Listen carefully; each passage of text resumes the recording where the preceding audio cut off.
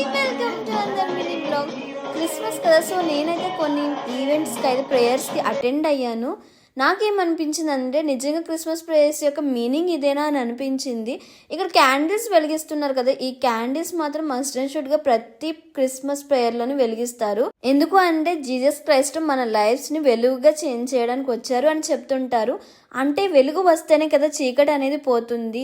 So అలానే మనలో ఉన్న డార్క్నెస్ని రిమూవ్ చేసి ప్రతి ఒక్కరి లైఫ్ని వెలుగుగా చేంజ్ చేయడానికి జీసస్ క్రైస్ట్ వచ్చారని చెప్తారు.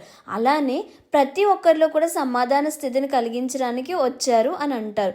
అంటే పక్క వాళ్ళతో సమాధానం పక్కన పెడితే ప్రతి ఒక్కరి లైఫ్ కూడా గందరగోళంగా ఉండదు, వాళ్ళలో వాళ్ళకే పీస్ ఉండదు అన్నమాట. బట్ ఈ క్రిస్మస్ పోయి నెక్స్ట్ క్రిస్మస్ వస్తున్నారు, ఆ క్రిస్మస్ అన్నీ జరుగుతుంటాయి కానీ వాళ్ళకి మాత్రం సమాధాన స్థితి లేకుండా అయిపోతుంది. వరల్డ్ వైడ్ సెలబ్రేట్ చేసుకునే ఫెస్టివల్ కదా. అసలు క్రిస్మస్ అంటే మీరేమనుకుంటున్నారు? కమెంట్ చేసి చెప్పేయండి మీ ఒపీనియన్ ఏంటో.